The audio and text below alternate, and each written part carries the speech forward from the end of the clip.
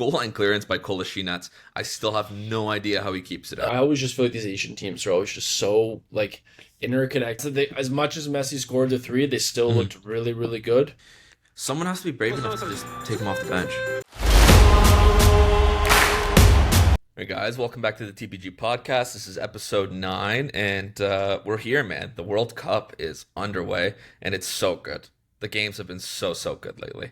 Like, I'm Uh, just so excited. We were talking about it earlier. Like, thank God club football's done, and we can actually like fully embrace this because it's been awesome no, I've been glued to my TV every single day. to a fault. Yeah. Really, I've only Oh, missed. I think I've only. We were listing the games we haven't seen or like weren't able to see. It's like 3 or 4 for each of us. There were yeah. 24 matches. I mean, it's Which is just it. It's I been so feel good. like I'm way more like focused on this one than I was compared to Qatar. I think Qatar was also difficult with how early some of the games were, but I feel Yeah. like for people, especially like Canada, US, like the game times are like ideal, right? Yeah. Obviously, I think you were saying too, though, some of the people who are in Asia or any of that, the times are just brutal. I think. Even Europe, like the late Hmm. game, like I found the last 4 days, the late game kickoff has been the best game of the day, regardless of whether it looked like it was going to be like that at the beginning. We'll get into every single game here, but in Iran, New Zealand turned into a scorching game, and like Wow. no one would have seen that coming. Everyone would have gone to bed. If I lived in Europe, I would have gone to bed for a 2 a.m. start. Because one, I think the latest game's been 10 p.m. Is it not? Like it's been 9 and 10 Yeah, p.m. So if yeah. if you're 5 hours ahead, like even England, if it's a 10 p.m. game, like that's Dude, there three was in a the midnight one. There was a midnight. The Australia game was yeah. midnight because in Australia, that's a good time to throw that game on for them. I saw Um, some of the videos of people there, and like they go crazy there in Australia. Yeah, but we'll Good get for in. them, man. Yeah, They've surprised me. We'll get it. So why don't we start with the first game at the Azteca? I saw the first 60 minutes of it. It I don't think we have to delve too deep into it, but I mean, I Mexico watched. looked great, and I think South Africa looked poor. Yeah, I honestly I think going in, everyone. I mean, Mexico has like the Azteca, and like as we said, like for me that should have been where the final, like that's where the final should be.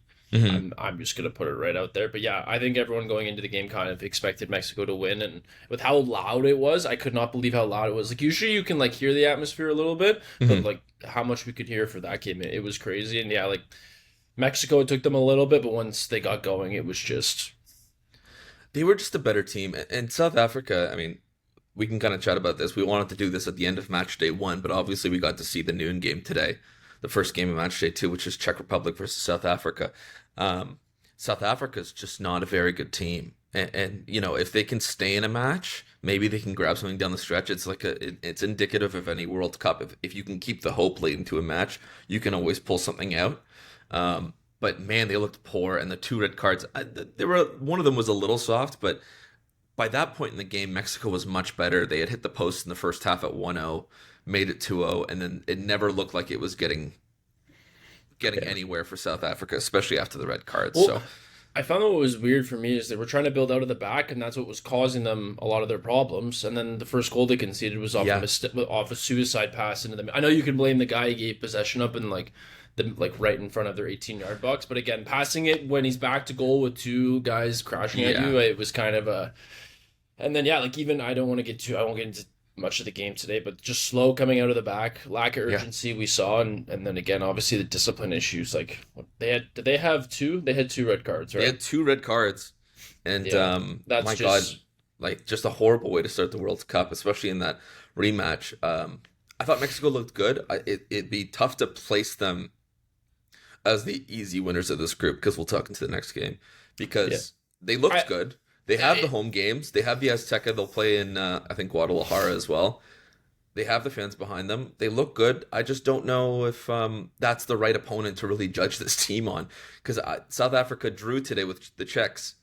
Um, Not because they were that good, because the Czechs really sat off and yeah. gave them a little bit too much credit down the stretch, and they ended up getting a handball for that penalty. And now that we're looking at the outlook of who could make it through out of the third place teams, you could make a decent argument the Czechs and the South Africans could be found out.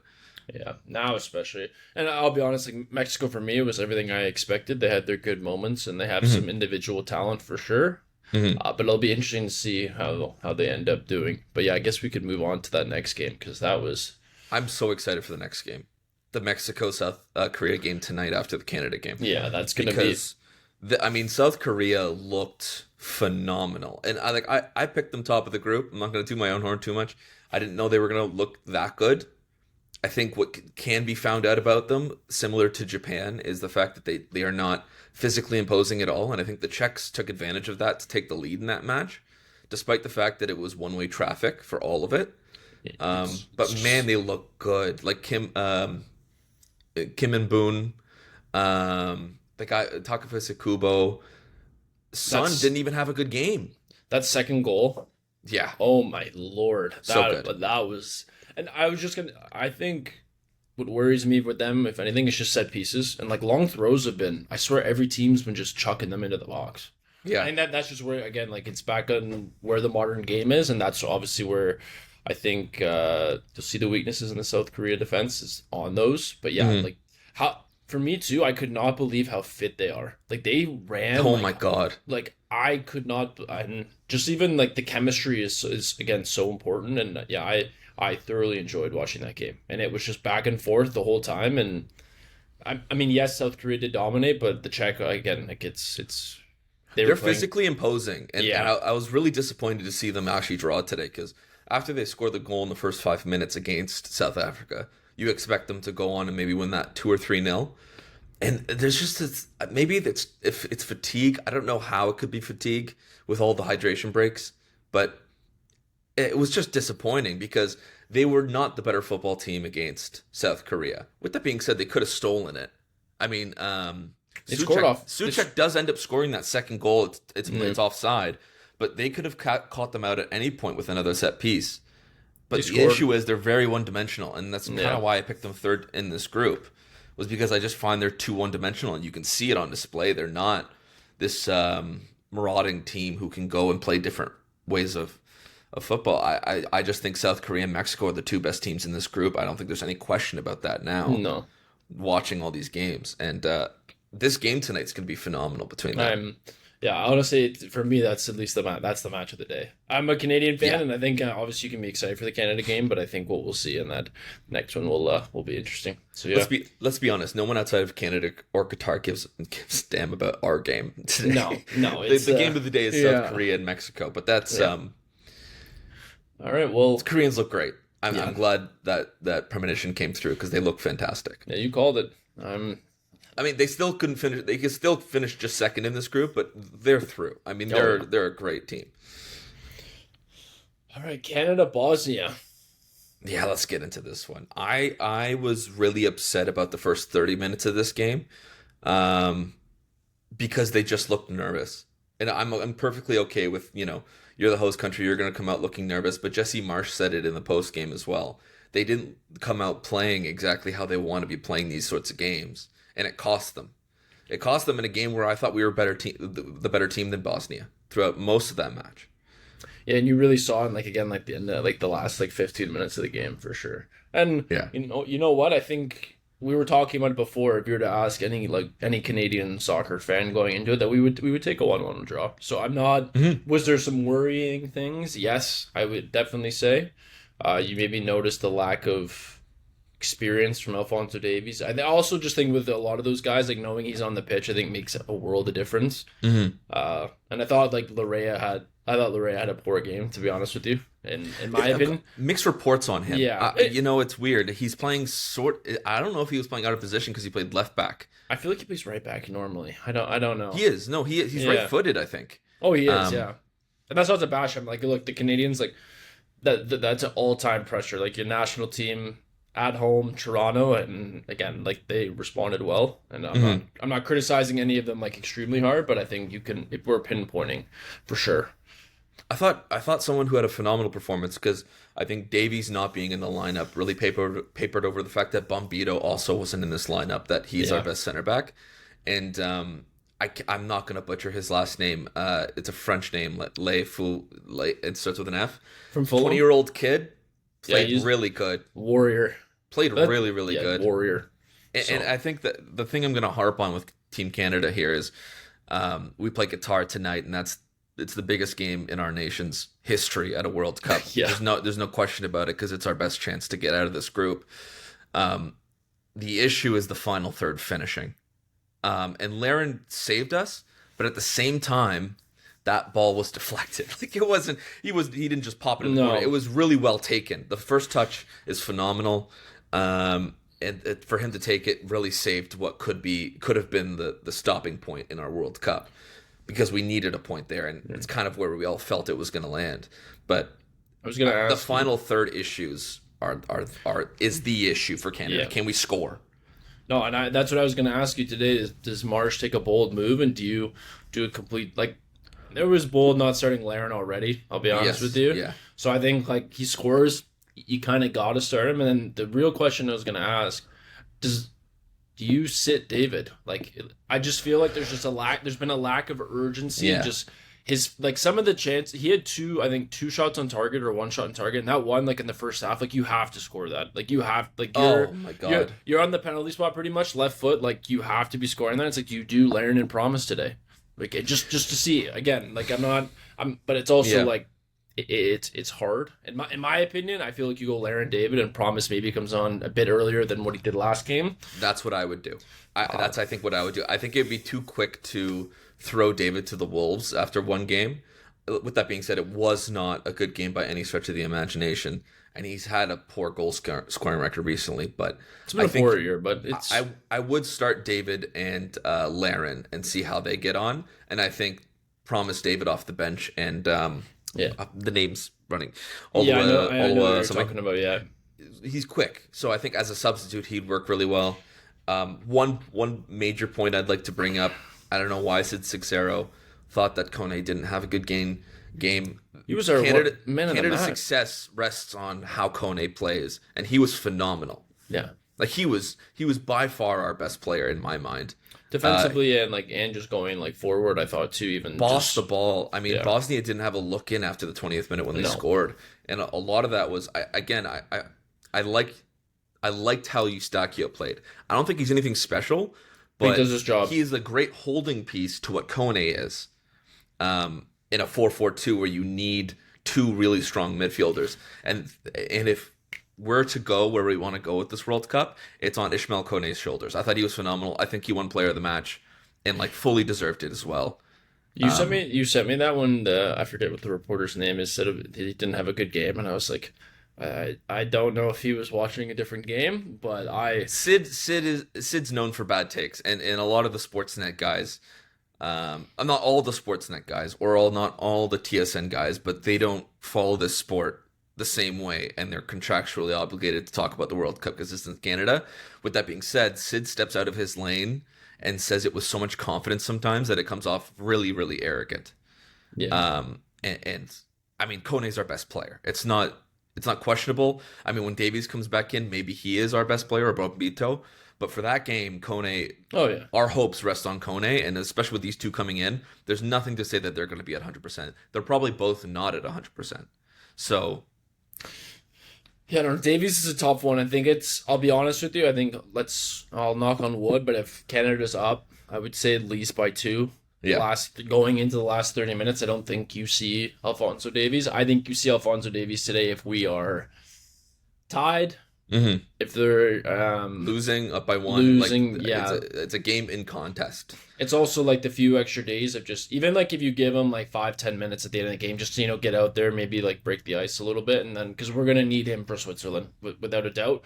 I think Bombito changing out a center half who hasn't really played going into a big game like that, I don't know. I think the center back pairing that we had in the first game, we're going to get all 3. I'll be honest with you, even into the knockout. Bombito, maybe today, again, like if we're up 2 or 3, maybe you throw him in there. But I just think World Cup specifically, I feel like the back line is really one of those places, or especially center backs, you can't really be chopping and changing all the time. You can't. Yeah.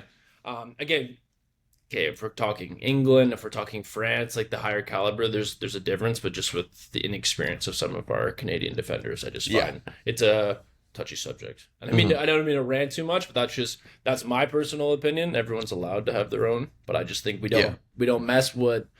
And I thought Cornelius and I'm forgetting his name. I don't even want to. I have no clue how to say it.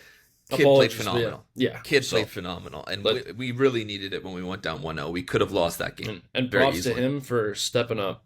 Yeah, absolutely. And we could have won that game at the end. Laren had a chance in the last dying minute of the stoppage time where the Bosnian defender makes a phenomenal tackle. Yeah. And last thing I'll probably say about it, because I've focused in on Canada, Bosnian efforts to keep the ball out were phenomenal. I Yeah, mean, they the goal line clearance by Kolasinac, I still have no idea how he keeps it out. some of the When chances he Laria missed. breaks in, and Laria puts a Yeah. great shot, does nothing wrong. I have no idea how Kolasinac keeps it out by playing it up towards his goal. I have no idea. It's a phenomenal goal line clearance. All right. Let's get into USA Paraguay. Yeah, So what are your first thoughts about that one? What are your first thoughts? Americans looked good. I mean, again, not taking anything away from Paraguay. Let's see how they do when they get into the tougher games. 'Cause who else? Sorry, who else do the Americans have? They have Australia and Turkey. yeah. So I mean, I think I had Turkey winning the group. That's probably Same. iffy now. Is there a chance the Americans? I know the Australia game was one of the ones I didn't watch, so I can't say too much into it. But from the U.S. game that I watched, like they looked good. Yeah, like it was. Yeah, I think we may even have a little bit of apologizing to do for saying that 10 games out of Canada and US would be 5-5.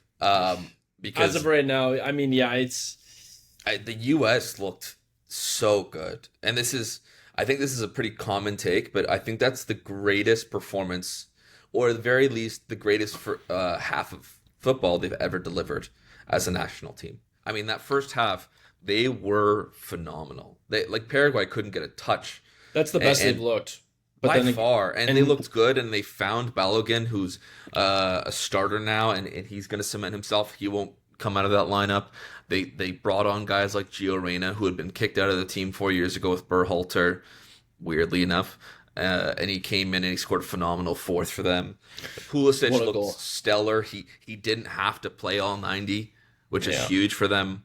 And they just have talent around the pit. This is the most talented U.S. team they've ever had in terms of European club football. All these guys play over there, so It was a bit of a shut up moment for the pundits too, considering all the turmoil there's been with Landon Donovan and some Dempsey and kind of comments about guys not appearing international breaks, resting, all this. We wouldn't have done this, and then they put in a performance like that. And I also think you could see kind of just the experience that some of those guys have now, like McKenna, Yeah. Juventus, Pulisic, AC Milan, Chelsea. You have Robinson, is he with? There's two of them. One plays for Fulham, doesn't Fulham. there? And then another one plays for Bournemouth. Tyler Adams. Yes, so- Tyler Adams plays there, and I thought Serginho Dest, former Barcelona player. Yeah. I thought he had a great game too. Yeah. I mean, there was not a single player on that field They that don't, did not play well. and that's what I think their development's really really increased. And obviously Pochettino has his way of playing, and You got it you right. could- and he was passionate. I thought it was good to see him. Celebrating with them when they scored and all of that. I think you can enjoy it. I mean, yes, the Americans are our neighbors and we have a rivalry with them, but you got to give them the credit. And again, I don't think there's much else to say other than the U.S. were impressive, and it'll be. I think the Australia match and the Turkey match it's gonna end up being a really good group. So I am Yeah. excited to see and watch the Americans again. I will say that. I'll take it back and give it to them. I will say For though, now. it does For now. it yeah, I will say though, it doesn't change what I think about their targets for this World Cup.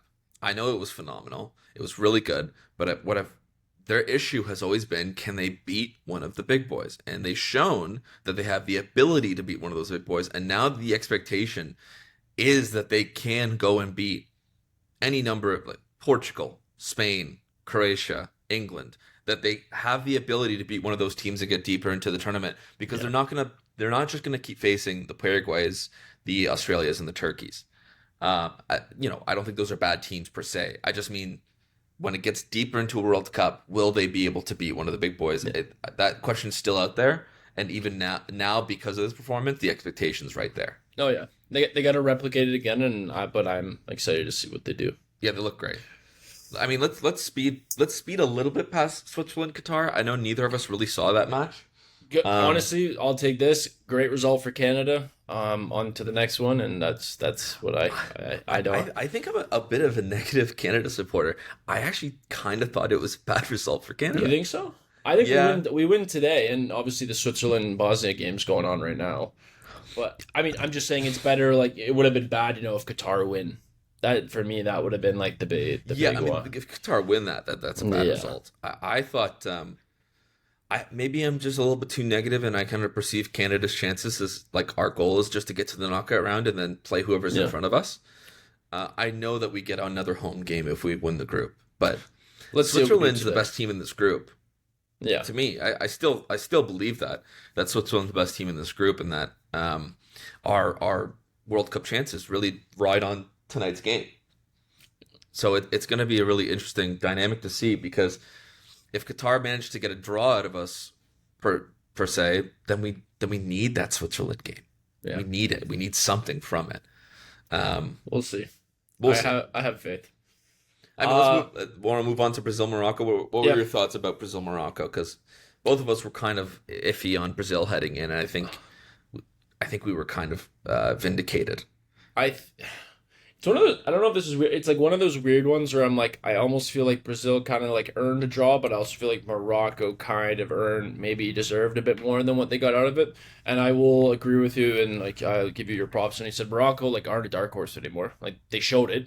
No, We, they're we, not. They're we not. They went to the and semifinal, and they have the same team, if not better, right now. so yeah, they were extremely impressive. I think Brazil just looked like, for me, it was just unorganized, and I don't know what it is, but I just feel like their back line, like some of, like with the caliber of players they have, like it just doesn't look like strong.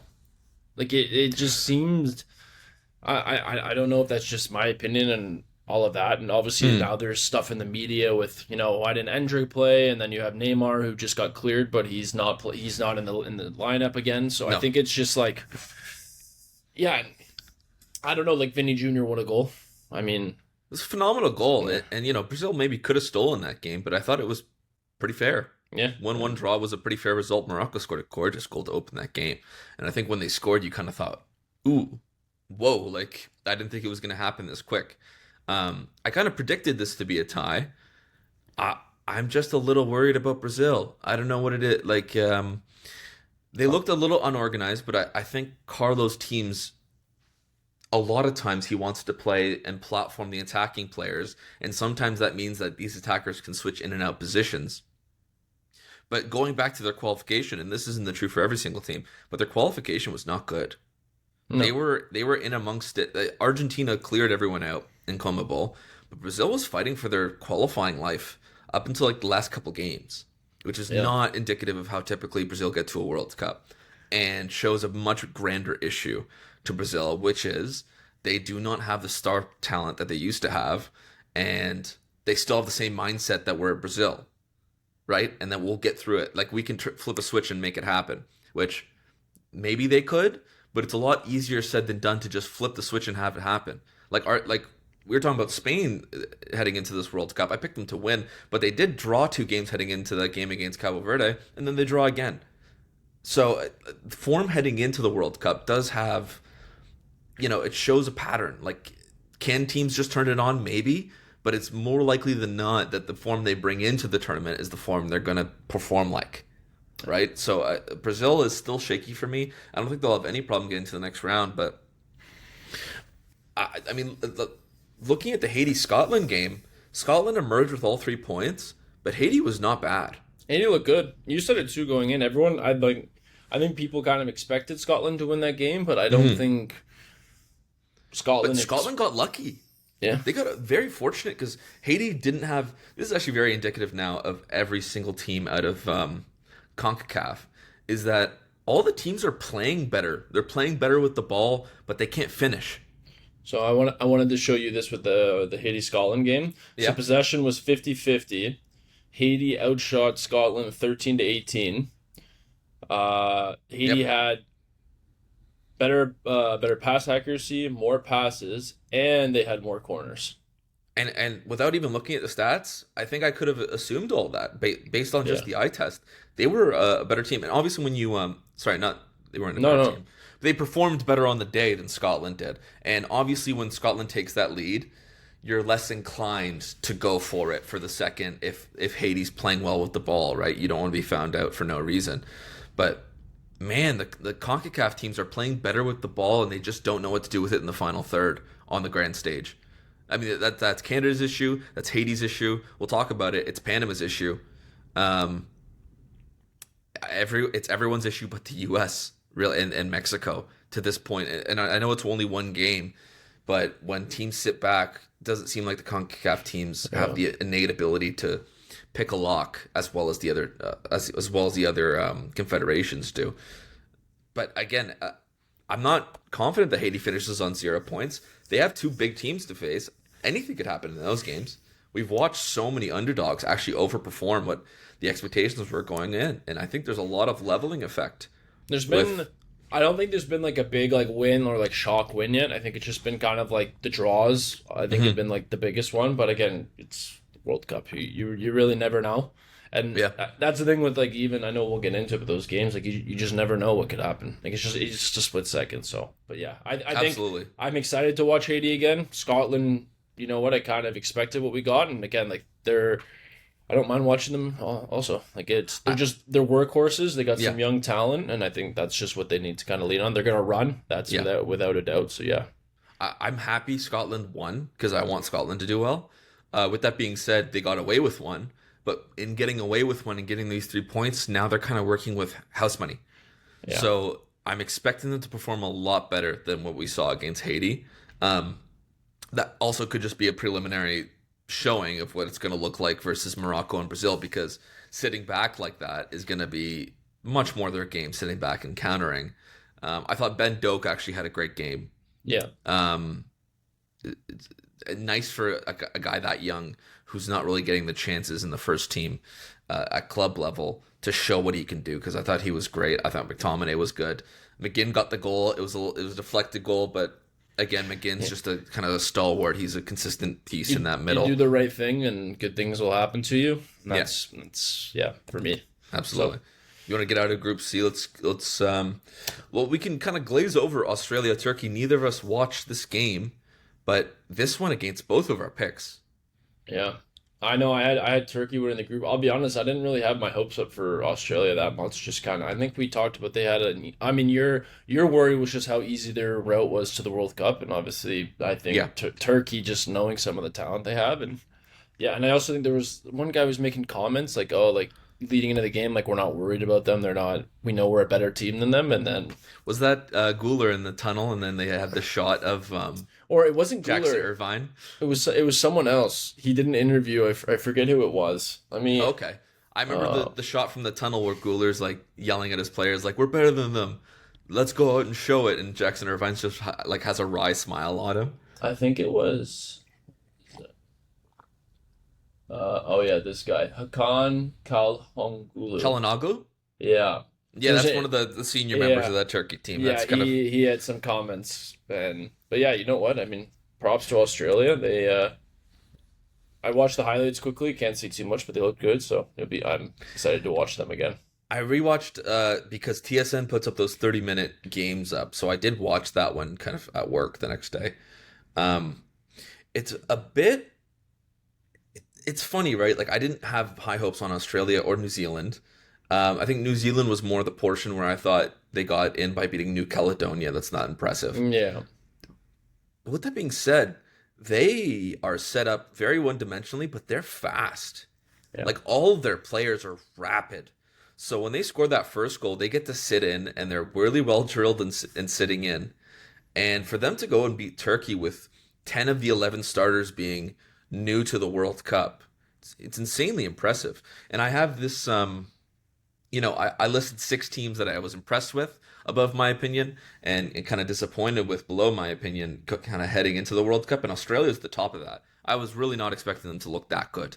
And kudos to them because they really may have just bought themselves away into the knockout stages. I mean, realistically, they haven't gotten it yet with 3 points. It may be good enough with 3 points, but all they need is one more point out of the final 2 games, and you're looking at USA team they may struggle with, but I think they can give a good game to, in Paraguay, which I think is beatable. Yeah, for sure. No, I think you've the nail there. Yeah. What you think of Curacao equalizing?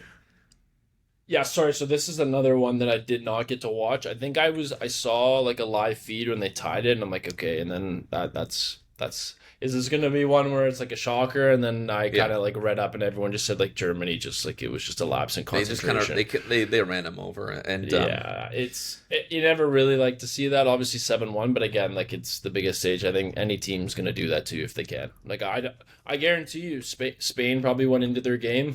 Who else was the other one that just they kind of struggled. I mean, Portugal, and Uruguay. Portugal, yeah. So those two teams probably going in. Like I mean, you score early and it's like okay, the floodgates gonna open, and but Yeah, yeah, obviously Germany did, but I think Germany, yeah, from what I I read, they look really good, and I think it looked good on Germany. I watched most of the first half, and a penalty late in the first half kind of cemented how that game was going to go for the rest of it because it got to 3-1 by halftime, and then Germany can kind of look to kill off games.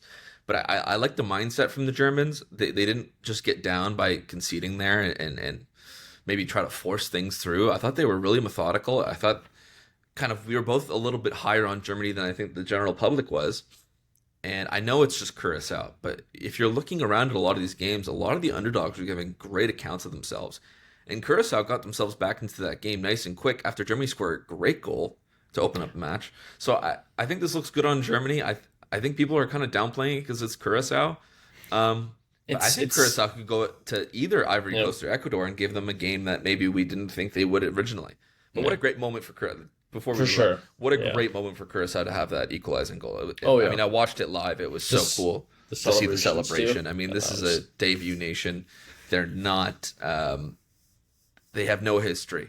no. They really have no history in the game. So for them to get that, it's a proper World Cup moment, and that was really cool to see. But again, Germany looks great. Germany looks great. I mean, we can move on to the Dutch Japan game. That was a great game. I didn't see this one either. We just ran that I think on Sunday. Well, I mean, talk a little bit about the just about the result. I mean, 2-2. I think Japan. I mean, you picked the Dutch to top this group. I picked Japan to top this group, and similar to South Korea, I think Japan has an issue with the height and the physicality, but on the ball, I think they're good, and they actually performed pretty subpar. What I think what their level is. And they're missing some like players too, I'm pretty sure. Matoma and Endo are both out. You know, two of their more interesting players that they could have used at this World Cup.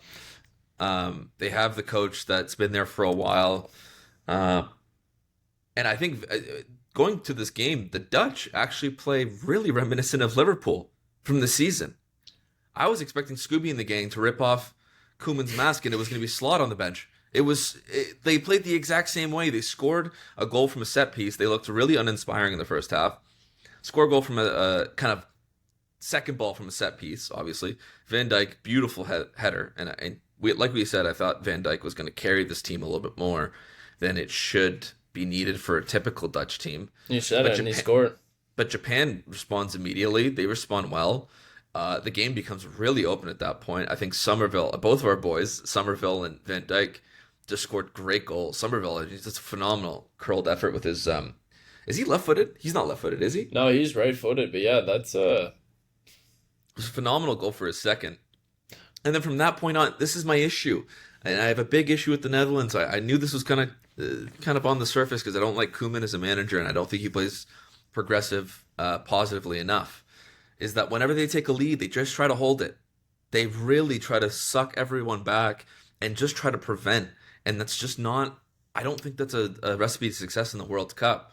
And like we saw, Japan climbs up on their own set piece and gets that equalizer, a touch of bit of fortune because it nicks yeah. off the head. But I Japan, mean, I mean, this is going to look good for Japan. They didn't play that great, and they ended up getting a tie out of it. yeah, I don't again, they have I mean, like obviously you're like was Slot or whatever, you got Gakpo playing. He was already It gave me PTSD watching Gakpo on the left hand side. It was so I mean, tough to watch. He didn't play well. Gravenberch had 2 assists. I saw that. Grav played great. Grav played great. Of course, it's just Liverpool doing. I mean, yeah, you have what 3 Liverpool starters in there. Yeah. So yeah, no, and again, Japan. I always just feel like these Asian teams are always just so like interconnected. Like their chemistry is always at 100, and they're just Yeah. like above all the other teams when it comes to that. And like if you like watch them, like they all move. It's like an actual like unit, which is like impressive to see. So yeah, I'm bummed out I didn't get to see this game. I had my own game, and I kind of regret Yeah. I even went to that one. But you know what? And I'm gonna miss the next Netherlands game when they face Sweden. That's gonna be a great game.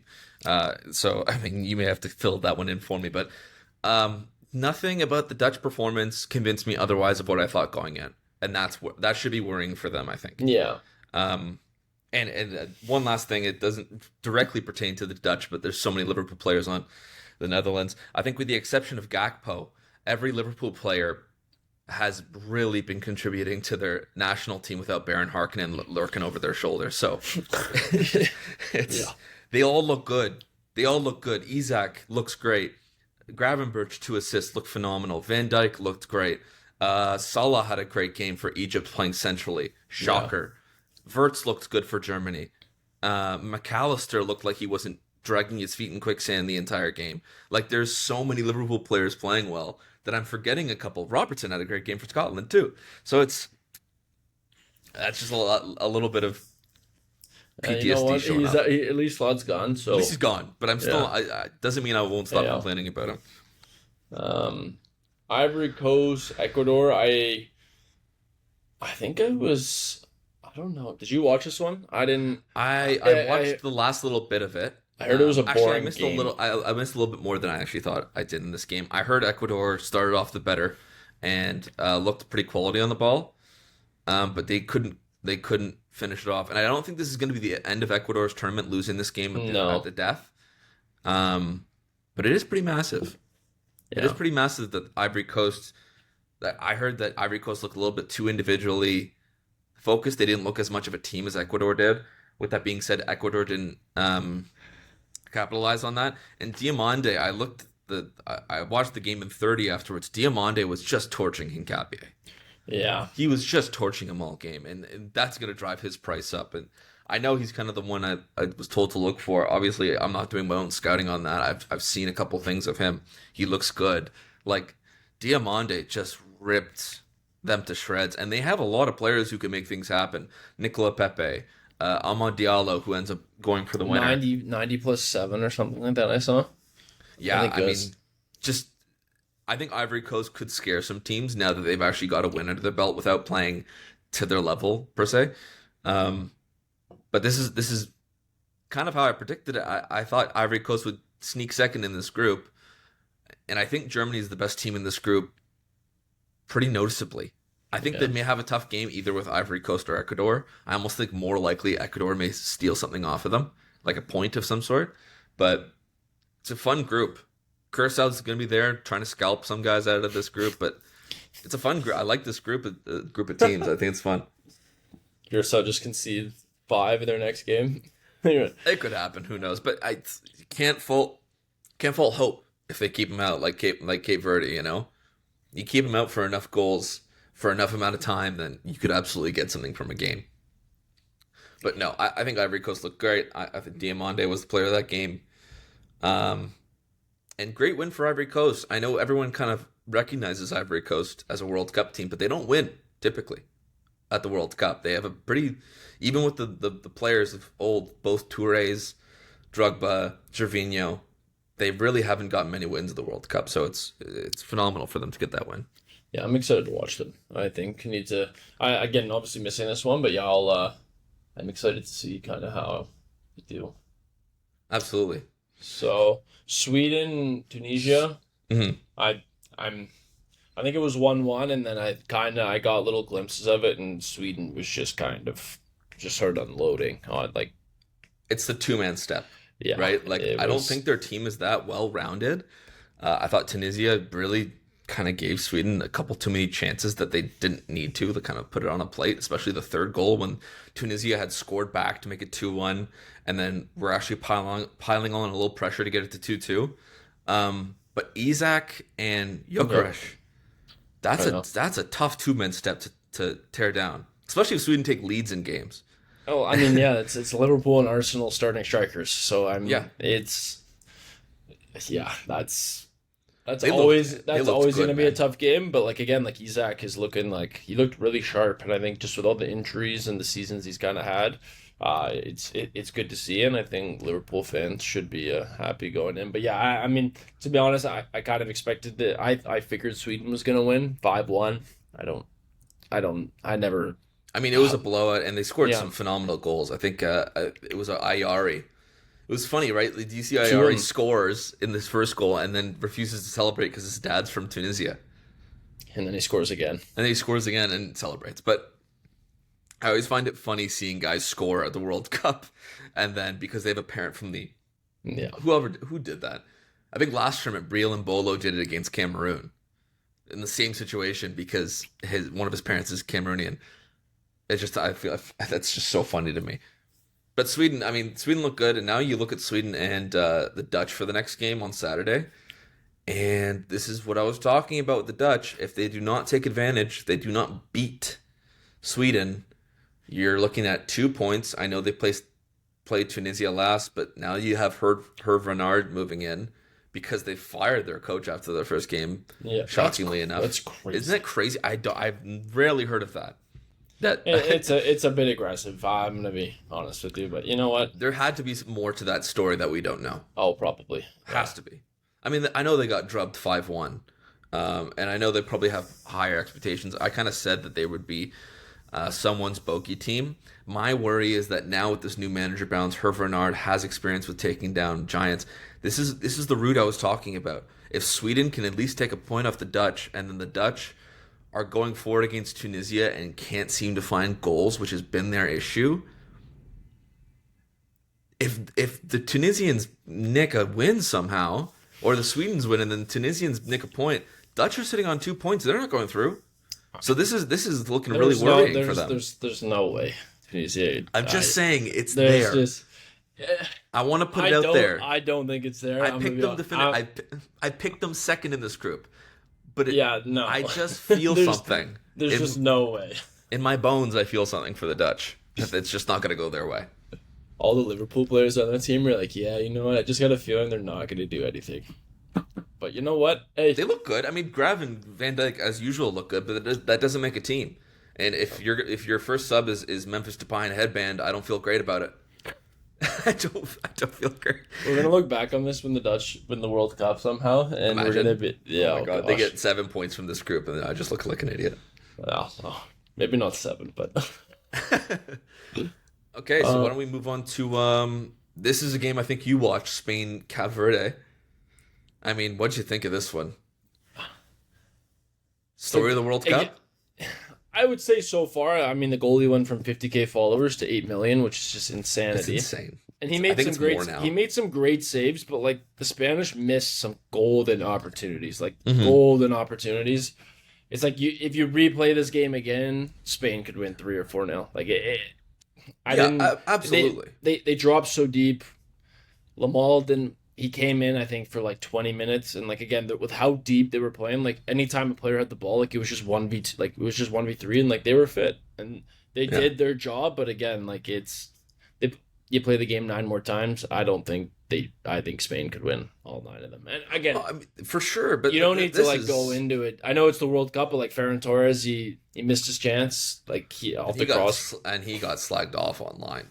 My God, some of the tweets I'm seeing coming out of Spain, it's just But insane. that comes with it, though. I just think the expectations were so high for Spain going into this. And I Yeah. also think you look at, like, Germany wins 7-1, so it's kind of like, okay, is Spain going to do the same thing? I thought they were going to win 3 or 4-0. I'm going to be... I thought they were going to win 8-0. Yeah. I thought they were going to win 8-0. I thought they were going to blow them out of the water, similar how they did to Costa Rica the last World Cup. My big issue with Spain is that they came out asleep. They came out like they knew they had already won the game. And that is my like pet peeve. Like you were playing at the World Cup. Yeah. And then Rodri comes out after the game saying, "Oh, they really didn't try to attack us." Obviously. Obviously, Cape Verde didn't have the attacking plans. Because at the end of the game, when they held them to 0 goals for 90 plus minutes, and really Spain didn't worry the net as much as they really should have, regardless of whether they scored or not. Cape Verde had a corner and they put a shot on target, put a header on target. If that header was Yeah, any more powerful, you're talking about Cape Verde upsetting Spain at the World Cup. It's insane. It that is that insanity that that they let it get here. definitely though like would have been like the shock of like the tournament for sure. Like that Yeah, would have been like okay, like what is going on? yeah. I mean, even without it being a win for Cape Verde, it is a win. It's ridiculous. It's insane. So Belgium, Egypt. I actually went into this game thinking that the Egyptians were going to grab something out of it because I think Yeah, we've really pushed the whole like Belgium's golden era is done and it showed again. But also want to give credit to like the Egyptians. I thought they played extremely well. They dealt with the pressure and also too it looked hot. Like that by far yeah. that game for me at least looked like it was the hottest. And yeah, I don't know. Again, and Kevin De Bruyne, I think that's one of the biggest things why City let him go, just with like his fitness and like his pace and all of that. Yeah, And you could kind of just see like he didn't. I'm not taking any credit away from him, legend, but it's I father time. It's simply father time. Like it's it just yeah, happens. it happens. But yeah, no, and again, Mo Salah in the central, I thought was like really good, and he got on the ball Yeah. a lot more and created a lot more. And man, the Egyptian goal was what a goal. And I think the Belgium goal was an own goal. I'm pretty sure it was an It own goal. was it was actually yeah, it was like 30 seconds into Lukaku getting subbed in. Lukaku kind of forces that issue to get that goal back. Most Lukaku thing ever. I know. He's so funny. It's almost like he needs to come off the bench for that sort of thing. But yeah, you're right. Like I was watching it at work, so I was kind of in and out of it. I saw the Egypt goal. It was a phenomenal goal, really well hit. And from that point on, I thought maybe Belgium was going to push the tempo a little bit. Egypt did a really good job making them earn it because it was not a tipsy turvy sort of like one team's up here, one team. It was 50-50 that Yeah. entire game, and Egypt could have won that. And I'll give credit to you. I did not. I really look at Egypt and kind of look back at their AFCON performances as they are way too defensive. They don't have enough quality going forward, and they have to rely too much on Marmoush and Salah. They looked really good. They looked a lot better than I thought they were going to look. And they had a real chance to take that game. And despite the fact, I actually agree with you that Belgium's golden era is done, and this is not the same team, especially looking at the back line, how inexperienced they are. But I will say, I thought they were going to take all 9 points out of this group, and they did not look good at all. Not good enough. Which made turn this portion of the bracket into a real slog, because I think Egypt could finish top of this. Oh, without a doubt, without question. Again, they just look like I could not tactically like I've been so impressed with like how like the short turnaround time from the end of the club season to now. Like I mean, obviously like they build throughout the year and all this, but Yeah. still like to go and do it. But yeah, I mean, I'm excited to watch Egypt again, and it just felt like there was like a real flow to them, and Belgium hmm just seemed like they were again like their goal too was just a counter. I think it was a counter attack, and then it And was and just Egypt got their tough game out of the way, man. I mean, I know it's not going to be any turnover to play Iran and New Zealand, because they showed out to be pretty capable opponents as well. But they got the perceived toughest game off the schedule. They draw, and man, it looks good. I would love to see Salah in the knockouts. I would just adore seeing that. And yeah. again, like you said, him playing centrally, something that should have been taken advantage of in club football.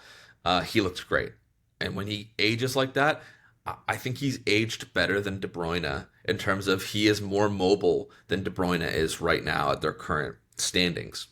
I just think Belgium defensively, a lot of their midfielders are like it's tough. Like we know what they can do offensively, but hmm defensively is just as important. And I think that's where like a guy like Bernardo Silva or for example, like just someone like Bruno Fernandez and like the sense of where they are.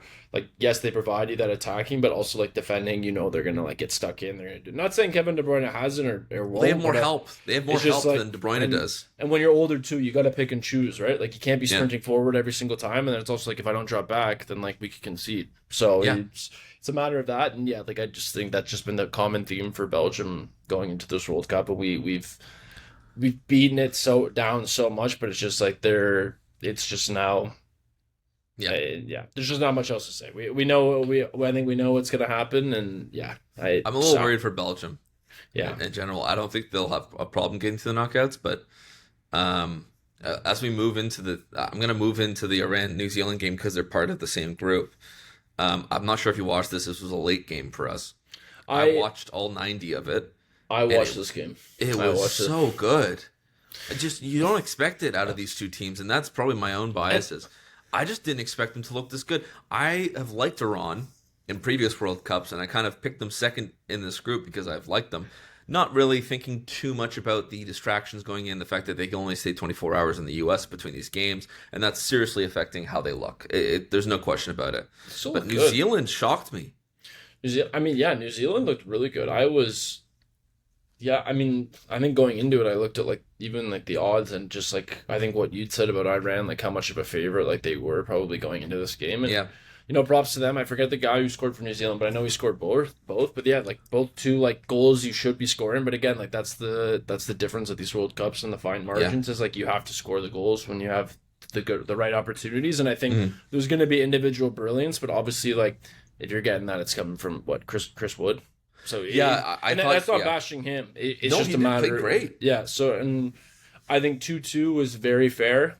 I Mhm. think Iran probably disappointed for sure, but then like you also got to give the credit of to them like man like you fly in like what the day before the night before you play and then I saw like I read that they had to leave like within an Too hour much distraction for them. I do feel really bad for and the Iranian I national get team. I I get don't think it's fair. It's the no one blemish right now that I'm kind of looking at with all these games. Um, I get politics. It's just man, like I if anything, like I don't want to get into it too much, but just for me, what I think should have been done, and obviously all this stuff is unraveled. I'm not gonna like speak. Everyone can do their own research into like they know. Yeah. what's been going on, but like let the players stay. I can understand staff members, but like even if it's like a coach and two assistants, the players keep them in a hotel if you really like you're worried about it. Like watch them in like under that surveillance. I won't say anything else on that, but I think it's unfair how they are being Super treated. unfair.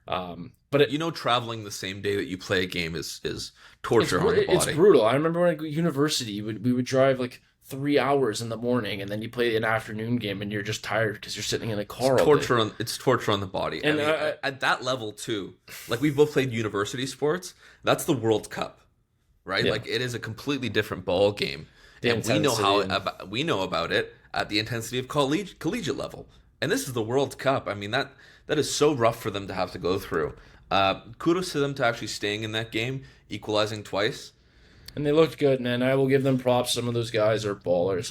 I was extremely impressed with both sides, and I'm excited to watch both of them again. And it's unfortunate kind of what's been going on with that, but I hope what they take like a positive out of it, and I think there's opportunity for both of those teams to get And into yeah, knockouts. So and I don't think either team that New Zealand's going to face now are going to play Chris Wood the same way the Iran national team played Chris Wood. They would lob the ball to him and they wouldn't even try because they knew he'd take the ball down. And he was looking like prime Didier Drogba on some of these long balls, the way he'd just chest it, knee it down, play it out. And I thought the two-man game, the two-man step, similar to Isak and Gyökeres, yeah, this is going to sound crazy. Him and Elijah Just, the goal scorer for both. Elijah Just had a phenomenal year at Motherwell in the SPFL where they finished either third or fourth. I didn't know this going in, and he looked phenomenal. That little two-man step game they have going on, it could cause problems. You yeah, never for know sure. with the rest of the group. And I don't think this means New Zealand's going to go through, but it does mean they have a chance. And I didn't give them a chance when we were talking about this no, I think I part had of the World Cup. I had the bottom two, and I think I just want to say like last thing for me on this is like, give props to Chris Wood. I think it'd be easy, with him being the Yeah, highest caliber player to go in and be like, okay, give me the ball. I'm gonna have to do yeah, something, do all this, and but then like just touching on like what you said about doing the little small details and the sacrificing his kind of I guess you could say like moment or opportunities for the yeah, better of the team, and yes, it's a point, it's not a win, but I think New Zealand going into that would be happy, and yeah, I think yeah.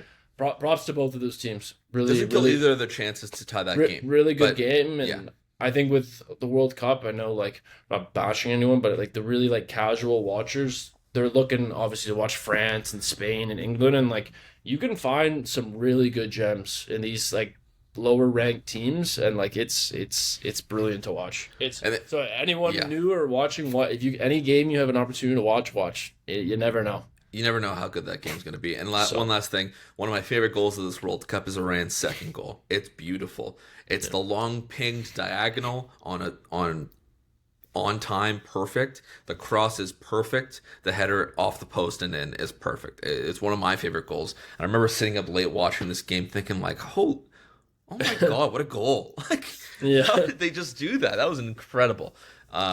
Phenomenal game. And we can. You want to move off of that one? We can kind of talk a little bit about the Saudi Arabia Uruguay game. Just touch on it a little bit because I was Oh yeah, we have that one too. Uruguay Yeah. is in. So in this list that I had, the six kind of impressed teams I had and the six teams that really let me down, Uruguay is high up the list of teams that I was just disappointed with. It was just boring. I don't know. I mean, Saudi Arabia dropped deep. Boring, but boring with a Bielsa side where it's like chaos ball. It boggles the mind.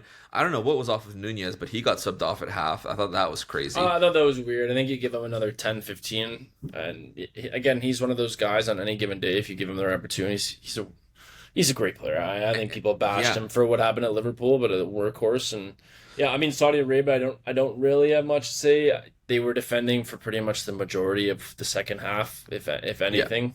So I don't really it was all right. You know what? But again, to be honest with you, one of the more boring games of the World Cup for Yeah, sure. it lit up down the stretch because Uruguay got that equalizer, and then it really came to life. And similar to Vizinho from Cape Verde, the goalkeeper for Saudi Arabia put in a great performance to keep that at 1-1. Because despite the fact Uruguay came out really, really dull and kind of deserved to lose for the first 60 minutes, man, they piled on the pressure and they easily could have won that game. And there were some phenomenal saves from the Saudi Arabian keeper. Yeah, you're right. No, So it was a huge point for Saudi Arabia to get, keeps them in that group, and no one would have thought that after match day one, Spain, Cape Verde, Saudi Arabia, and Uruguay would be on a point. There's no one would have thought it. no. So what a phenomenal moment. And this is the thing, talking about the underdogs, it feels a little bit like the world is closing the gap on the best teams. That's not to say that we're going to have a new winner. It's not to say that they're always going to perform well, but there seems to be a closing of the gap between confederations, and it's really fun to see teams Yeah. like Saudi Arabia. I thought they looked very together. Like they look like a real unit, and that's impressive from them, considering Yeah. like 4 years ago they pull off that upset, lose the next two games, and kind of go out disappointingly. They look good. I don't know if that means they're going to go through the next round, but they look good. So No. it's good on them. France, Senegal. The Mbappe party.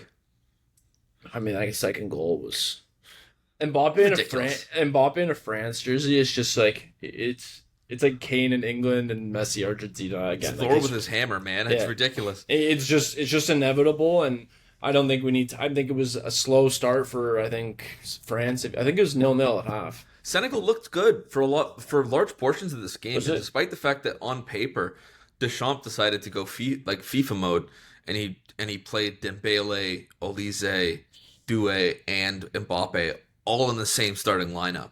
Doué had a poor game. He was Doué disappointing. didn't have a great game, no. But again, I think that does fall down to Deschamps. I don't know if you can play all four of those guys in the same lineup and expect everyone to play flowingly. And I think Doué is actually somebody that maybe you bring off the bench because I thought Olise looked great. Yeah, and again, I think even like Dembele looked a little bit behind, but you got to even I noticed it with Marquinhos, like the effort of having those like another week and a half, 2 weeks of training with your club on your body is just Yeah. like, and the adrenaline and the intensity, and yeah, I mean, Nicholas Jackson hits the post in the first half like it hits the post off the keeper and didn't go in. Does the game go Unlucky. different? Yeah. Does the game go differently? I think the Mane tackle on Mbappe could have gone for a penalty. I think it was kind of. I think the I ref think had it was a penalty. he had a tough decision, but I also just think he kind of like it would have been like cruel in the sense of because Mbappe's leg did like it was like his natural position running, and then he had like Mane For got sure. I just thought the tackle It's was just- kind of silly. that's the and there was that's no one of those need. ones where you want the defender to not even put the ref in that situation. I thought for sure it was a penalty. I will say I'm impressed that clearly there's a directive being sent out to the referees to let contact play a lot. Yeah, It's been great. I don't I know. enjoy that. If I that one call has to fall to the leeway for us to allow a little bit more contact, I'm fine with it. But I do think it's a penalty. I've just had my problems. Obviously, I think same with you with VAR and the Yeah. inconsistencies around penalty shots. And Mhm. like, in my opinion, if Mbappe's in the box and I'm defending him, stay on your feet. You know what? If at that point Yeah. the risk versus reward isn't there, and just also like I think part of the problem is like when they touch and they think they have a second, and Monty's quick too. But it's Yeah. just like with how fast people are now, and like especially those, I just don't think it's worth it. Mbappe 2 goals, beautiful, and then even Bradley Barcola, Barcola, Barcola. Great Barcola, goal. Great little dinked finish. yeah, And that's great a goal. PSG. Dude, PSG is littered throughout this team in terms of Yeah, the wings. You got Dembele, Doué, and Barcola, who can yeah, all play. Um, and you know what? I think Jules Koundé looked a little rusty. I did notice that a little yeah. bit, but again, yeah, it's if you Overwhelming talent on that French team. They it get the just win despite not playing their best. They're and good. I'll touch on this when we get to Portugal, but I think with just the firepower and the amount of like guys they have, it's easy to say like they're not gonna have a lot of team chemistry, but like you could see in moments like okay, like they know what they're doing, and I think they're only gonna get better. And I mean, for like your captain and best, arguably top three with Mbappe, like Uh-huh. he did what he had to, and it's gonna be interesting to see. But they are dangerous. They are Yeah. very very dangerous. Yeah, it's a great win for France and Senegal. This doesn't kill their World Cup. It's But now demoralizing. as we talk about Norway, Iraq, Norway looked. I mean, again, Norway actually didn't look probably as good as I thought they would, but they're just deadly. They're Yeah. just deadly. I mean, it's a big error for the Iraqi keeper to let that ball roll for Holland to get onto the end of it to score that second goal heading into halftime. But man, I mean, Norway could cause problems. And in your prediction, I think I remember that you put Norway beating Brazil, and that's not out of the question. Norway is a good team. Yeah. Norway's a really good team, and getting 3 points in the manner of fact they do, winning by three against an Iraqi team that I actually thought looked pretty good. Yeah, I think if anything, Norway, it's kind of like with Man City. Like I think with where Holland hasn't been as good or statistically as good in the last few seasons, is like you're able to find ways to shut him down. And I Hmm. think if you are able to manage him, and obviously you have Odegaard and they do have talent, I'm not taking that away from them. But if you are able to, I think Holland, I think they said it was like again, like he doesn't need to be on the ball all the time, and that's what Hmm. makes him so dangerous because you always have to be aware of him. But you know what? I think 4-1. I honestly thought Holland was gonna score. I was like it just seemed kind of first World Inevitable. Cup inevitable, and yeah. He So What was it'll his be stat line? It was like 59 goals in 54 Norway appearances at the something top level. It's something insane. insane. It's Yeah, insane. This guy's a robot, and he's built for these kind of moments, and he's very likable. I find him a very, very likable human being off of the field as well. It's great for the sport that Norway got in, so we could see more of Holland. Um, and winning by three in the first game, kind of regardless of how the rest of the games go, even if they lose the next two, I think they'll get in. yeah, I huge. think they'll get in. So it'll be a great game against Senegal and France for them. I think that's going to be such fun games for us to watch. But with that being said, I feel bad for Iraq. I think this is what I said in the predictions is that I actually don't feel too bad about them, but they're just drawn in this group. That's as Yeah, simple as we left it. they They're don't win just again. drawn in this group. Yeah, That's their issue. Nothing about them. That's just you could argue boy. this. You could argue the group of death. Those three for sure right now, maybe. I But think Group I, which is this one, and I think the Dutch group, you could argue as well. But I think the sheer talent in France, Senegal, and Norway, it's just too yeah, vast, and the yeah. groups are too spread out that you can't really make an argument for anybody else. But great win for Norway. I'm excited to see how they play. And that being said, let's move on to like the main event of this match day one, man. I mean, we don't even need to go into it. Greatest of all time. I said it going in. It's going to be top goal scorer, golden ball, Argentina winners. Yes, it's the first game.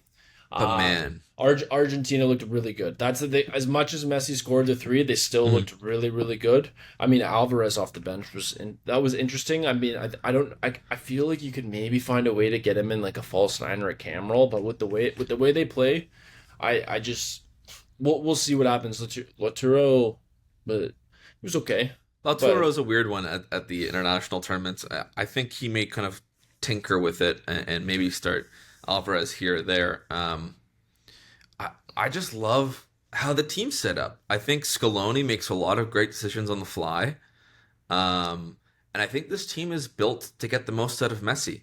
And that's yeah, exactly how they should have built this team. And this is a team with the monkey off the back. Like, Messi doesn't have a single mountain left to climb.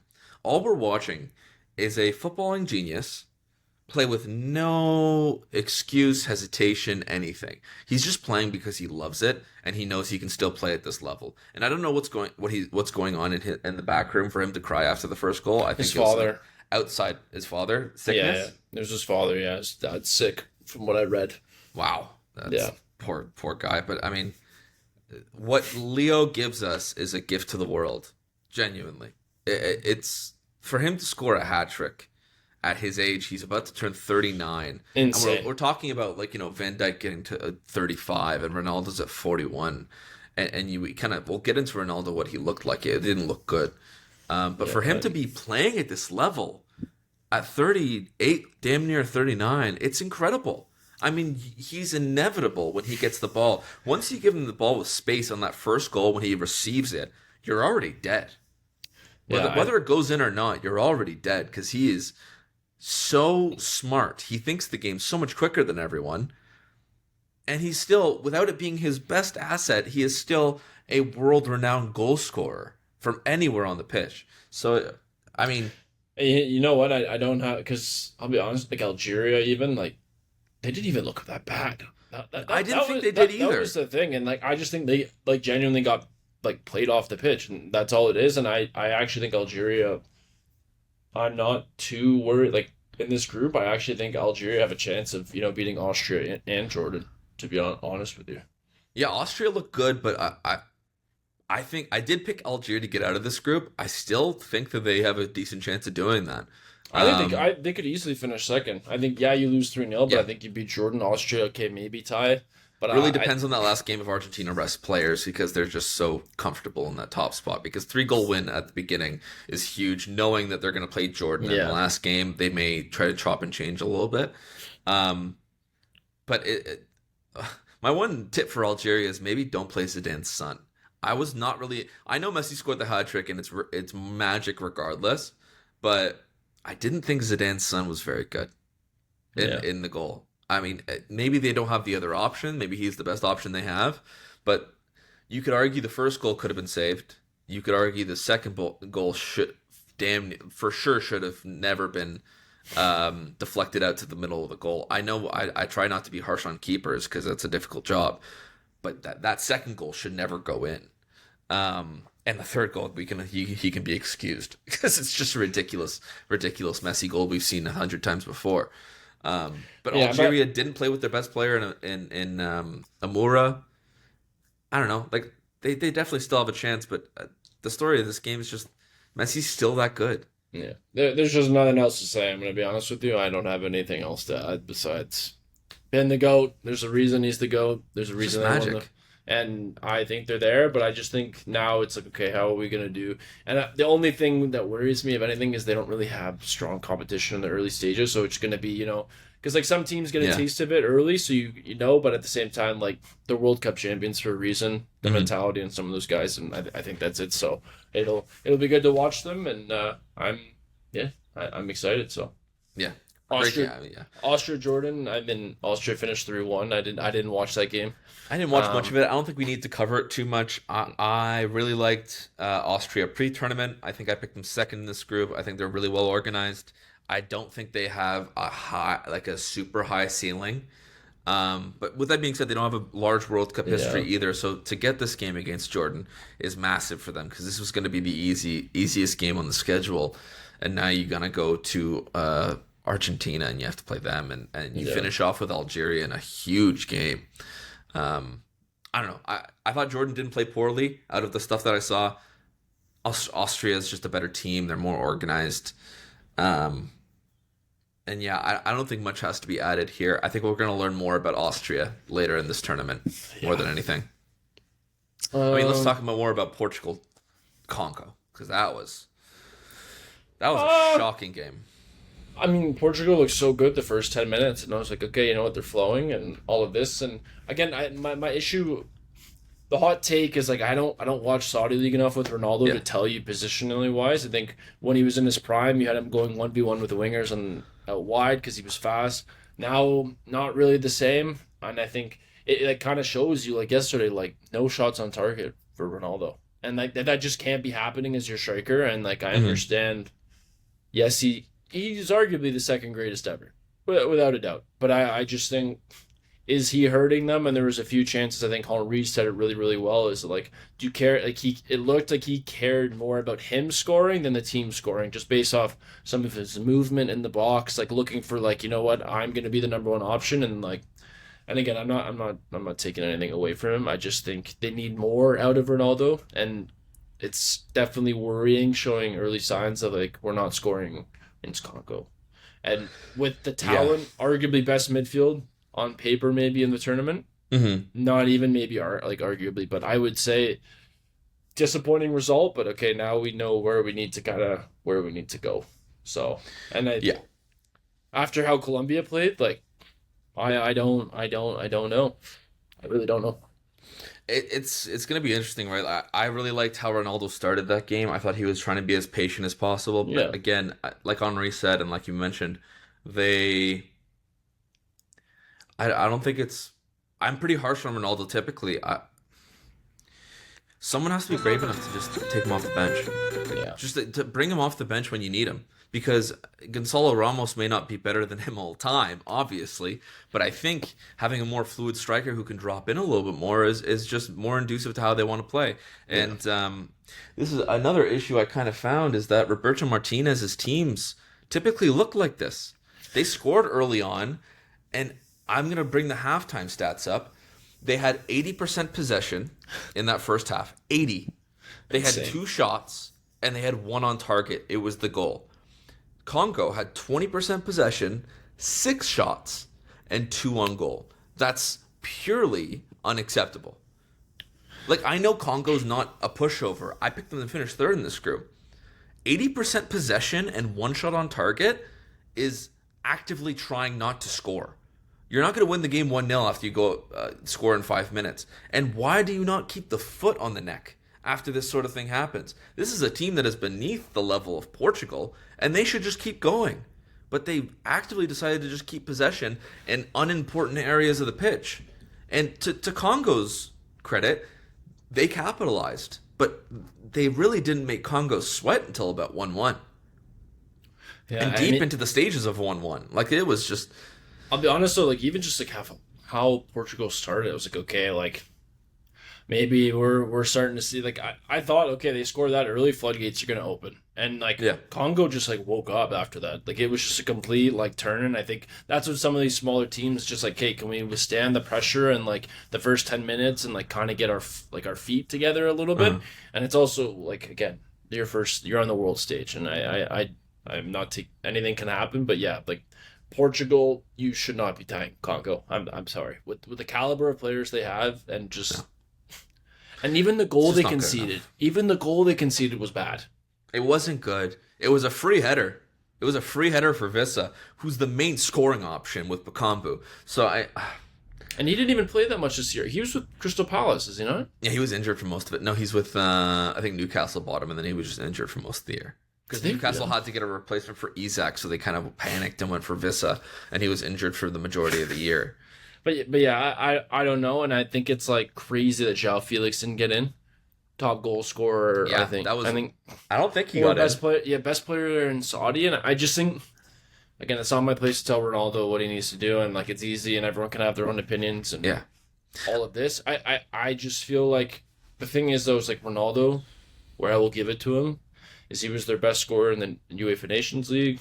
hmm Preliminaries and qualifications, he was their top goal scorer. But it's like the common theme and issue that people have with him during these World Cups is like, okay, he does well in the group stage and then he disappears when it gets to the knockouts. But like, you got to be doing more than what he did. I'm pretty harsh on Ronaldo typically. I am more inclined to throw this at Roberto Martinez. Yeah, no, no, I I agree don't, with you. no, no, I like. I think you're Yeah, leaning that way too. I I couldn't believe the setup, and I mean, if you want to play a specific way of football, then just don't play Ronaldo. I know it's easier said than done, but you're the coach. It's easier said than done for me. I'm a fan.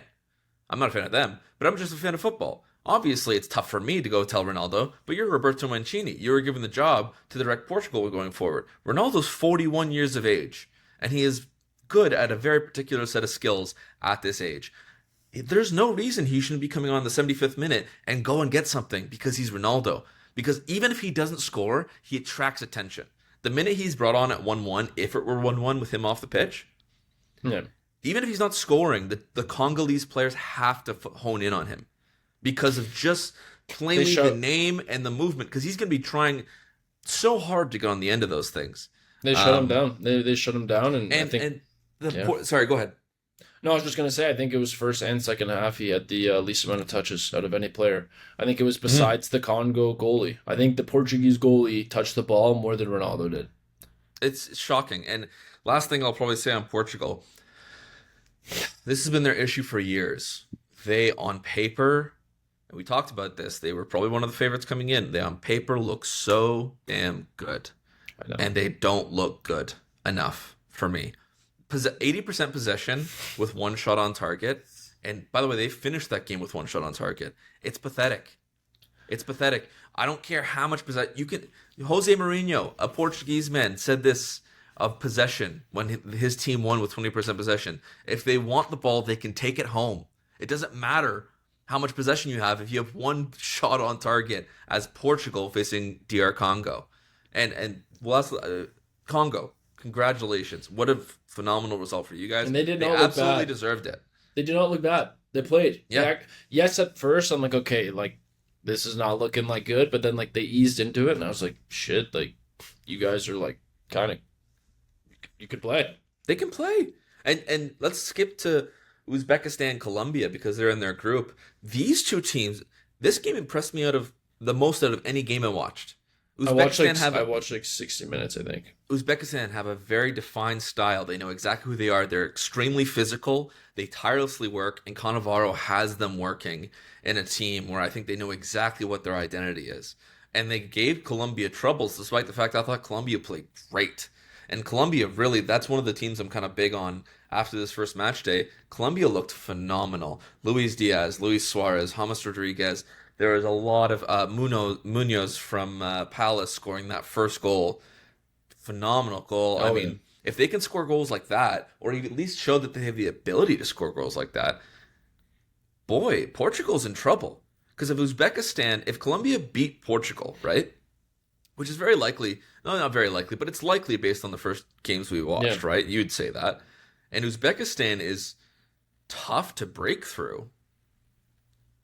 They're a little bit like the Dutch, where it's like, okay, it's crazy if they didn't make it, but there's a pathway now. There's a pathway. They debatably face the easiest team on the schedule in their group. And yeah, like you could have the one say of like, okay, maybe they get their hiccup out of the way, but it's also like that's a bad hiccup to be like having. Yeah, Like, and Martinez does not coach attacking football well. He coaches defensive football well. That's listen, he got Wigan relegated and then he coached Everton and got fired within like 3 years. His CV does not make any sense to be the Portuguese national team coach, to me at least. That's not to say he's a bad manager, but to that caliber, to how many good players they have, he shouldn't be coached there. But last thing I'll say, I loved Colombia. I just thought they were great. Gorgeous goals. They scored that third goal. The tenacity scored that third goal in the corner. tackle, keep it in. Keep it in. And then what a ball, right. just like, like you could be tired and maybe we don't get the same thing, but yeah, it was. Oh. It's harsh on Uzbekistan to lose that game by 2. I just thought they even had chances to make it 2-2 at the end. They didn't, and I don't expect Uzbekistan to finish on 0 points. I really don't. No, Switzerland did just score, by the way. Oh my God, I'm behind on you, so I could turn to. Sorry, I just got the. That's okay. I have it on my side or whatever, and took them long enough, huh? Who scored? Does it say? A little Menzambi. podcast break just to see how who scored. Menzambi. Oh, nice shot. Yeah, So that's big for now, that group. now, That's big now for Canada's Canada. group. Yeah, now Canada. Man, tonight would be huge if we could. Just I mean, huge, if the bro. Swiss win and we win, we're in. Yeah. I mean, we're in if we win regardless. But actually, no, that's not true because then Bosnia, if Bosnia were to win and we were to win, then Yeah. Switzerland could beat us and Qatar could beat Bosnia. But So we have 2 games left. I guess we can go. I think we end. I was gonna say maybe we end with England Croatia. I just want to touch quickly on like the Ghana yeah, Panama game. I'm yeah, not yeah, sure if absolutely. you, I think it was a little bit boring in the first half, but then like the second half it really like turned into like back and forth. And I think Panama a little, and I think they deserved a point.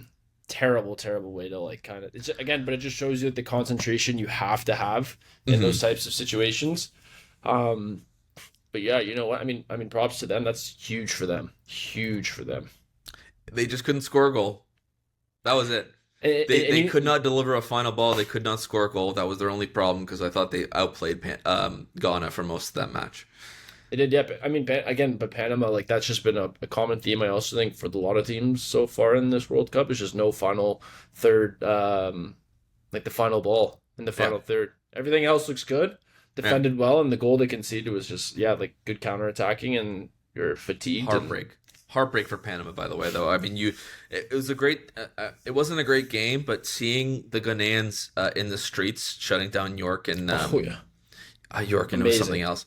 else, shutting it down at night. That's beautiful. Toronto's a Yeah. beautiful city to have that. I know the stadium we've been harping on, but Toronto's a beautiful city to have World Cup games in, It, and it almost that just was really seems. cool to see. I mean, what I love about, I mean, that's my biggest thing with Toronto. You know, it's just one of the, if not the most diverse city in the world. So I Yeah. just think there's no better place to kind of have the World Cup. And yeah, the stadiums and the issues, but I just think it's been really cool to see all the different rallies and like Uh-huh. people walking to the stadiums and or to the stadium at The least. And fan it just festivals and the, everything. They've done a great job. I couldn't even believe the amount of Bosnian fans. Like I saw it like that. That was just They even like travel. They and like travel. that was like crazy. But yeah, no, I again like I'm just like over the moon every day. I wake up, I'm like, you know what? World Cup's on. I Get to only watch slept. World Cup. I You know. only sleep 2 hours. Like, it's okay. It's fine. So, I know.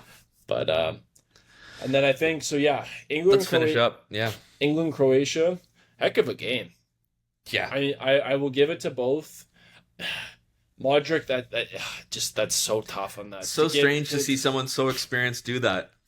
But again, it's also hard because like he's just going, he's just going to clear it, and I mean Mm. that's tactically like great from Madueke, and I was surprised with Tuchel's starting 11. I was Oh I was a yeah. bit I was like okay, no Saka, you're taking Madueke who's behind Saka. All right, let me start him. John Stones and what's the Aston Villa center back? Konsa. Konsa was great. I thought he Konsa was. was good. I thought Stones looked rusty.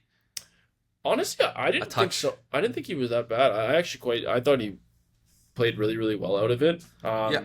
I think. Aronson Yeah. for me. I was just gonna say sorry. Oh, Anderson. Anderson, sorry, yeah, not Aronson. Yeah, Anderson. I thought he was. He was. Yeah. I know. Kane scored and Bellingham and Rashford, but like he was. I was like, wow.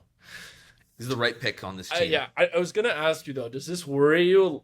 With him, what worries me just a little bit is it's kind of giving me the same path that Calvin Phillips had in the sense that he had like kind of a good season with Leeds and we're all like, okay, this is really good. And then there was like, is he going to leave in the summer? And Anderson's like kind of in Yeah. that same boat. I think Anderson's better than Calvin Phillips. Yeah. Um, I don't know. I know Man City and Man United are kind of in the mix for it right now. I He'll don't go know. somewhere big, and yeah, he was really impressive. I And actually I'm not he impressed taking me that more than away. Declan Rice. Outside of the fact that Rice had some a good shot on target and a great assist. But I just thought he was phenomenal as a holder, as a contributor to that team, and a little bit more of a cog, which I think England needs. And this was the thing, right? We were both a little bit concerned about what Tuchel went with the squads, but we both in the back of our heads went, okay, he is a good manager. Clearly, he has a reason for it. We just can't see it on paper with what he's Yeah. picked. We'll have to wait for the game. I was so pleasantly surprised with how they played. I mean, they looked great. Kane is just firing on all cylinders, which is great news for them to get this Croatia game out of the way with 2 goals and a win. Um, And like you said, I think resting Sokka was a bit of a um, injury choice. I think he's been nursing something, and that's what I heard at least. Why Yeah. Madueke started, but I do kind of like this idea that, and I hated it before the game. I made some crazy tweet about it before the game, but running Madueke and Gordon, they have like bags of energy, and even if they don't produce, you can very quickly sub Rashford on at halftime and Saka on at halftime. Now, given I think Saka would start the games going forward, but Rashford as a piece to come off the bench, whew, And he looked good. I mean, man, I can't get over that Barca did not pay. I think wages is a big thing, but like yeah, I'm just like 30 million. Like, and now it's like he's back to United and it's 40 million for everyone, I think, except Liverpool of and course. Man City. But yeah, I don't know. I like Anthony Gordon, and I thought Yeah, he works really hard. And you know what? Tuchel's the coach for a reason, and England responded very, very well. I will give them yeah. that. Pickford looked great. I just, yeah. Yeah, I think maybe he could have gotten to the first one, but it was a scorcher. He hit it so good. Croatia scored two beautiful goals, and I Yeah. don't think Croatia are out of this tournament either. And I really, No, no. um, Bosnia just got a red card. I Sorry. saw that actually. I saw that on the screen. I think it's a penalty too, actually. But It shouldn't be a penalty if he gets a red card. It would be dog so, right? It would be a free kick. Gotta be. sorry, guys. Anyways, Yeah, no, no, so no. we're both I don't. locked in. It's not. It's not a penalty. It's not a penalty. No, They can't give a red card if. Yeah, no. It's a free kick. Too bad they don't have Shaqiri. Um. Yeah, I just think Croatia's definitely not out of this group. Ghana and Panama. Ghana for getting that 3 points. I now feel like is either going to be the first team out or the last team in for these best third yeah, place finishes because I don't think they're going to get another point in this group. They didn't look good against Panama. Um, I mean, everyone online was torching them after that first. Like they looked awful, and I didn't think they looked great down the stretch. I thought Panama ran out of gas, and Ghana took advantage. Great, I mean, great for them to get that win under their belt. But I think Croatia has no problem getting at the very least 4 points against out of Ghana and Panama. And for how old their old guard is aging, they've brought in some young guys. Livakovic is a great keeper. yeah, They're still there. yeah. They're They're there. still good, right? I don't know if they're going to go as far as previous World Cups, but I think every World Cup we keep thinking the same thing about them. They won't go as far as last time, and they do. So I Fair. think Modric plays a better game next game, and Croatia, I think they'll be completely fine. Yeah. But yeah, what a start! What a start! I'm excited for getting into the next games, and obviously Canada today as well. But yeah, I couldn't have asked. I think for a better start. No, You know, it's been phenomenal. I mean, out of the two, there's probably only two games I found boring, but they have such phenomenal finishes that I don't care for them. yeah, Like Ghana and Panama was probably the least amount of quality out of any of the matches, and then today because probably won't even mention it next podcast, the Czech South Africa game because it was just so poor. yeah. But all the rest of the games have something to them, and it's been phenomenal. I'm really excited to watch the rest of this World Cup, and tonight's a big one. I mean, this will drop on Saturday, so we'll know the result by the time this comes out. Could be sad, could be happy, but Canada has the biggest game in this country's history, and we're really excited to watch it. So that'll be good. Yeah, it's gonna be a cracker. Yeah, I can't wait. Anyways, guys, thanks for tuning in. This has been episode 9, episode 10 on its way next week. We'll probably try to fill you in each match day. And enjoy, man. The World Cup, what a gift. What a Yeah, gift cool. this is versus club football. Seriously. So, but yeah, let's please pray that Canada. Actually, at Yeah, this point, you're gonna watch and be like, "Oh, Canada won! Thank God." hopefully. Yeah. Hopefully. They're just laughing at us at that point. Anyways, guys, we'll see you next week. Peace. Peace.